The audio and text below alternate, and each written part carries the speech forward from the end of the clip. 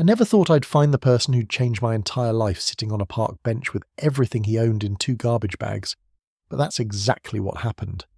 My name is Adrian, and this is the story of how a homeless man in the park became the love of my life, and how I almost missed it because I was too busy pretending to care about things that didn't matter. It started on a Tuesday morning in October. I remember because the leaves were that perfect shade of amber and gold, the kind that makes you want to take pictures for social media even though everyone's feed is already drowning in full foliage.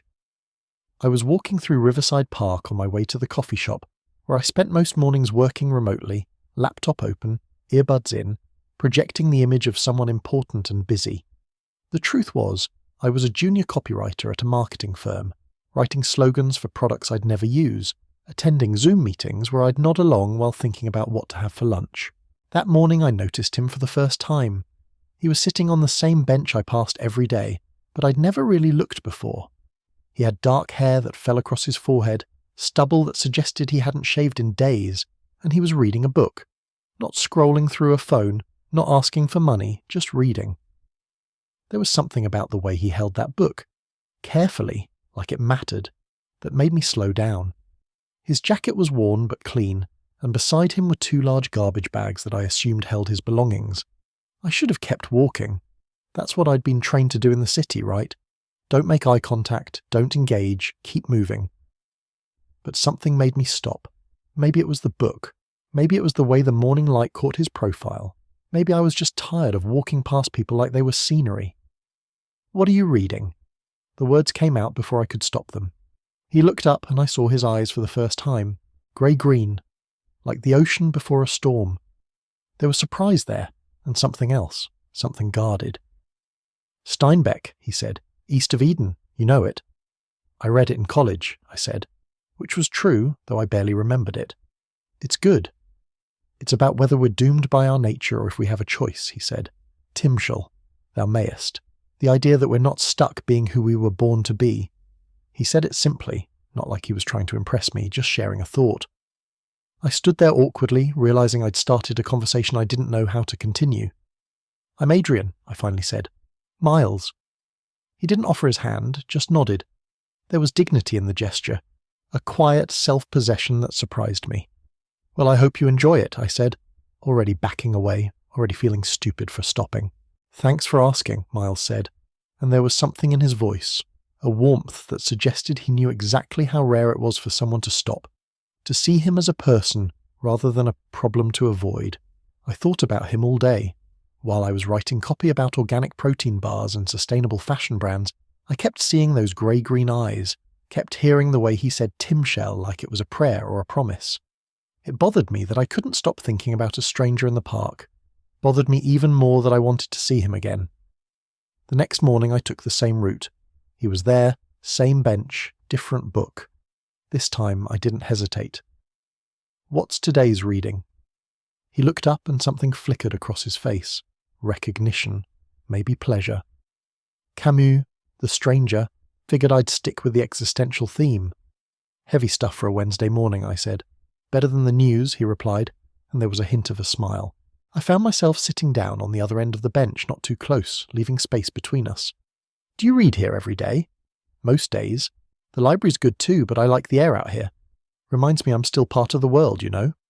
He closed the book, marking his place with a receipt. "You're the guy who actually stops and talks. Most people, they look right through you when you're in my situation, or they look at you like you're going to ask them for something." "Are you?" I asked. "Going to ask me for something?" "No," Miles said simply. "I've got what I need for today.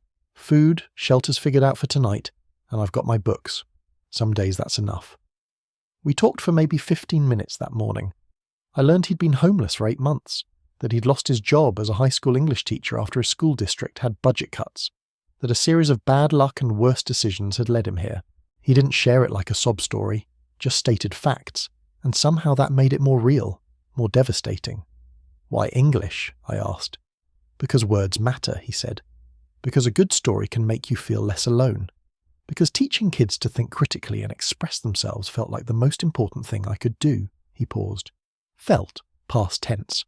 Now I'm the cautionary tale they probably use in class discussions about social safety nets." There was bitterness there, but also humour, a refusal to be completely defeated by his circumstances.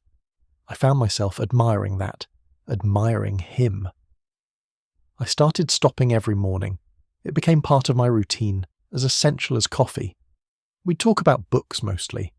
Miles had a way of discussing literature that made it come alive, made me remember why I'd loved reading before I'd gotten busy with adult life and Netflix subscriptions. He'd talk about Fitzgerald and Hemingway like they were old friends, could quote Whitman from memory, had opinions about contemporary authors I'd never heard of. But we talked about other things too. He asked about my work, and I found myself being honest about how empty it felt, how I'd thought I'd be doing something more meaningful by now. He told me about his students, the ones he missed, the kid who'd finally understood metaphor, the girl who'd written a poem that made him cry. He talked about his sister in Portland, who he hadn't spoken to in 2 years, about pride and shame and the way they could cut you off from the people you loved. "Why don't you call her?" I asked one morning, maybe 3 weeks into our daily conversations. "And say what? Hey, remember your big brother who always had his life together? Well, I'm homeless now, living in a shelter, can't keep a job because I don't have a permanent address and I smell like the streets no matter how many times I wash up in public restrooms. How's your kid's soccer going?" He shook his head. "Some failures are too big to share." "That's not failure," I said. "That's bad luck and a broken system. Tell that to the part of my brain that wakes me up at 3 in the morning reminding me of every choice I could have made differently." He looked at me then, really looked at me. "Why do you keep coming here, Adrian? What are you getting out of these conversations?" The question caught me off guard. I'd been asking myself the same thing, but I didn't have an answer I was ready to say out loud. The truth was, I looked forward to seeing Miles more than anything else in my day. The truth was, I'd started choosing my clothes more carefully in the morning, had started actually combing my hair instead of just running my hand through it. The truth was, when he smiled, which wasn't often but was devastating when it happened, I felt something shift in my chest. "You're interesting," I said finally. "You're real. Everyone else in my life is performing some version of themselves, but you're just you, and I like talking to you." Something changed between us after that conversation. The distance on the bench got smaller, our talks got longer. I started bringing 2 coffees instead of 1, and Miles would accept his with a quiet thank you that felt like more than gratitude. I learned the way he took his coffee, black with 1 sugar, learned that he was left-handed, that he had a scar on his right hand from a cooking accident when he was 20, that he'd grown up in Minnesota and missed the snow. I learned that I was falling for him, which was terrifying for about a dozen reasons. I'd dated men before, had come out to my family in college, but this felt different. This wasn't meeting someone on an app or at a bar. This wasn't a relationship that fit into any box I understood. This was sitting on a park bench every morning talking to a homeless man and feeling more alive than I had in years. One morning in early November, Miles wasn't there. The bench was empty, his spot vacant, and I felt panic rise in my throat. I'd never asked where he stayed, never gotten his number because he didn't have a phone. I didn't know how to find him, didn't know if something had happened. I walked through the park 3 times, checking all the benches, feeling stupid and desperate and scared. He wasn't there the next day either, or the day after that. I went through my days in a fog, distracted at work, unable to focus. I realized I'd built my entire morning routine around seeing him, that those conversations had become the foundation of my day.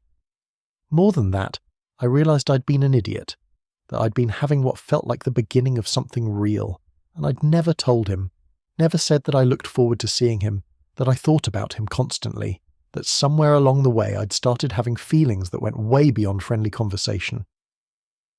On the 4th day, I saw him. He was back on the bench, but something was different. He looked tired, drawn, and there was a bruise on his cheekbone that hadn't been there before. "Miles," I said, sitting down quickly. "What happened? Are you okay?" "I'm fine," he said, but his voice was flat. "Got jumped at the shelter. Some guy wanted my books. Thought maybe I was hiding money in them or something. Spent a couple nights at the hospital. Nothing serious. Just observation." "Jesus," I said. "Miles, I was worried.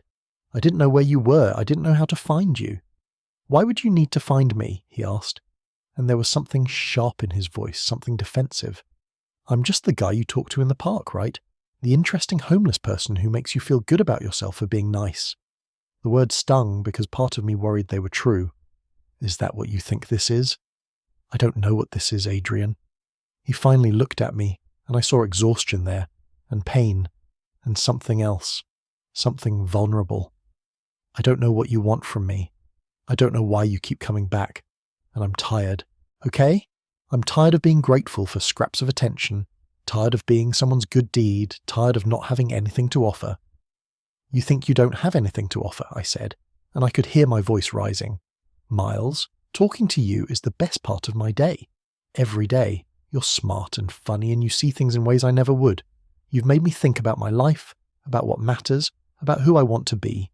And yes, I keep coming back because I like you. Because somewhere along the way I started having feelings for you that I don't know what to do with. The words hung in the air between us. I'd said it. I couldn't take it back. Miles stared at me. Feelings, he repeated slowly. Yeah, I said, my heart pounding. Feelings. The inconvenient, complicated kind that don't care about timing or circumstances, or the fact that we met because I asked you what you were reading. Adrian, he said quietly, I'm homeless. I sleep in a shelter when I can get a bed, or on the street when I can't. I don't have a job, don't have a home, don't have anything to give you. You can't have feelings for me. That's not how this works. Why not? I asked. Why can't I have feelings for you? Because you're going through a hard time? Because your circumstances aren't perfect? That's bullshit, Miles. You're not your situation. You're the person who quotes Whitman from memory and gets excited about teaching metaphor and drinks your coffee black with 1 sugar. That's who I have feelings for. You don't understand what you're saying, he said, but I could see something cracking in his expression, some wall coming down. Then explain it to me, I said. Talk to me. That's what we do, right? We talk. He was quiet for a long moment. I have feelings for you too, he finally said, so softly I almost didn't hear it. I've had them for weeks. Every morning I'd wake up, and the first thing I'd think about was whether you'd be in the park, whether we'd get to talk. And it kills me, Adrian, because what kind of future is there? What am I supposed to do? Ask you on a date when I can't pay for coffee? Invite you back to my bench? We could start with being honest, I said. We could start with admitting that this thing between us is real, whatever it is, and then we could figure out the rest. It's not that simple.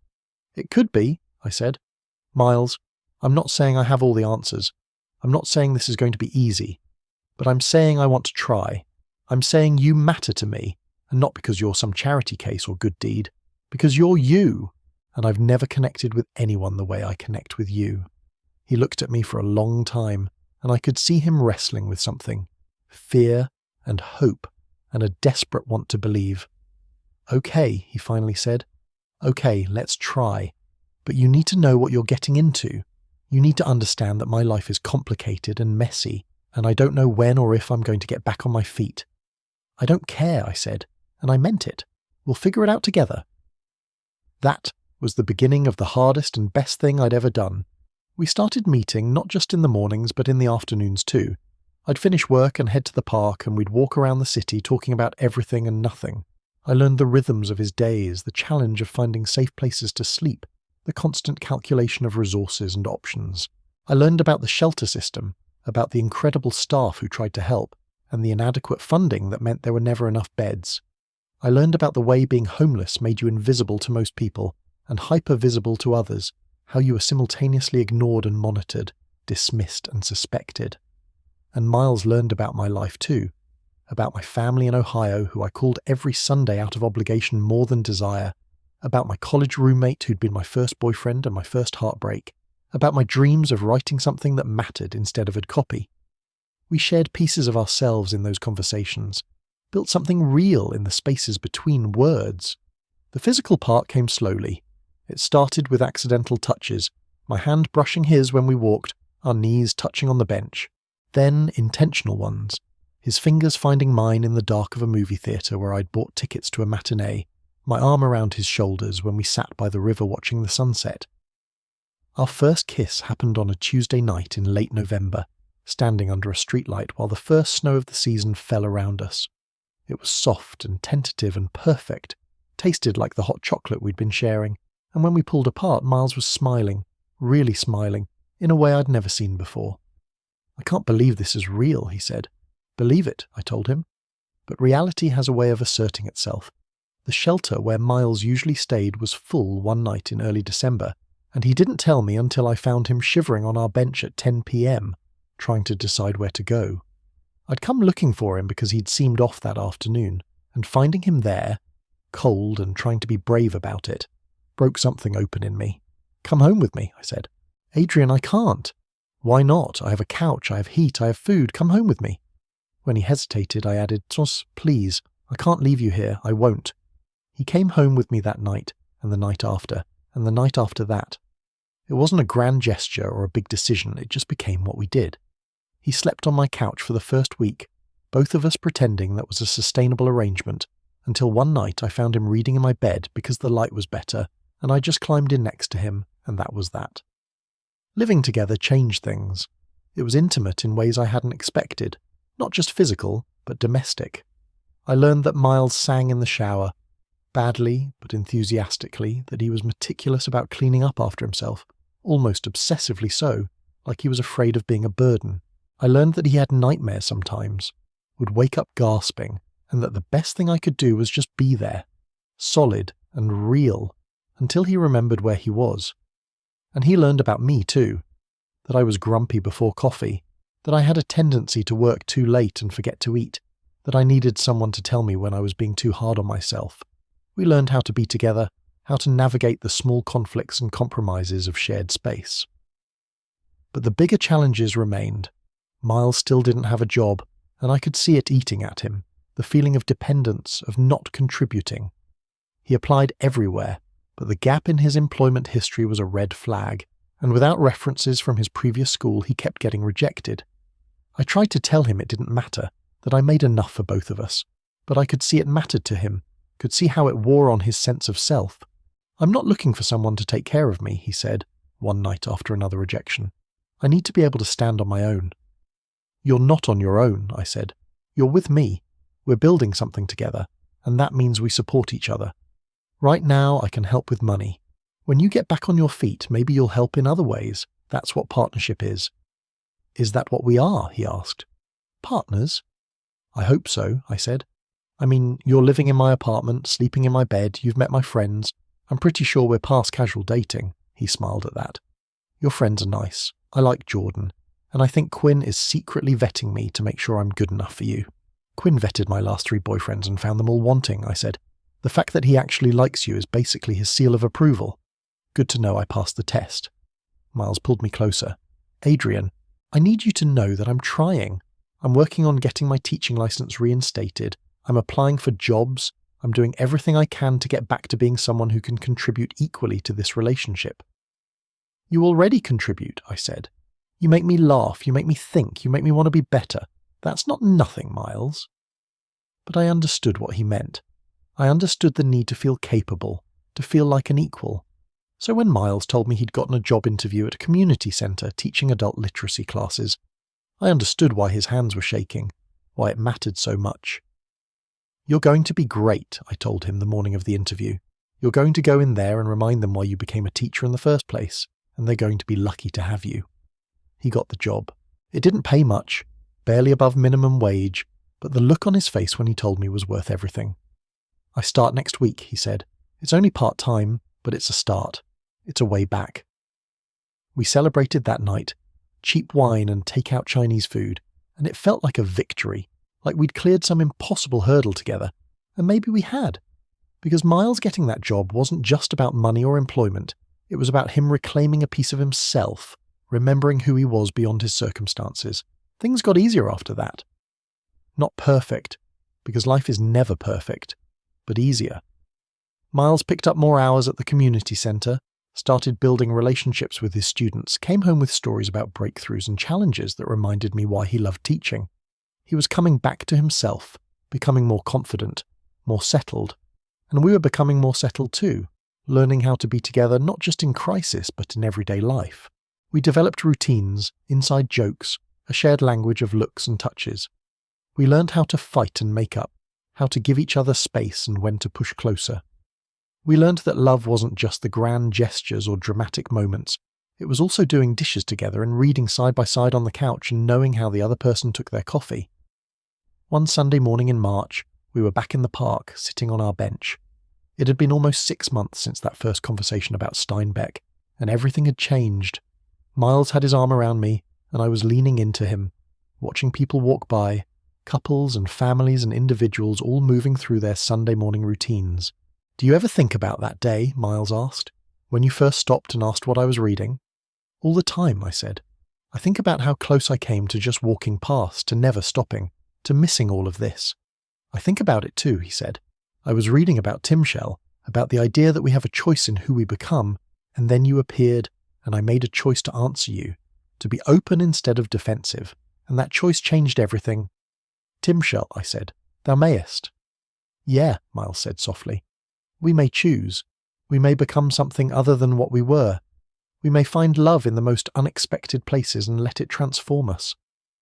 I turned to look at him, this man who'd been a stranger on a bench and had become the centre of my world. "I love you," I said.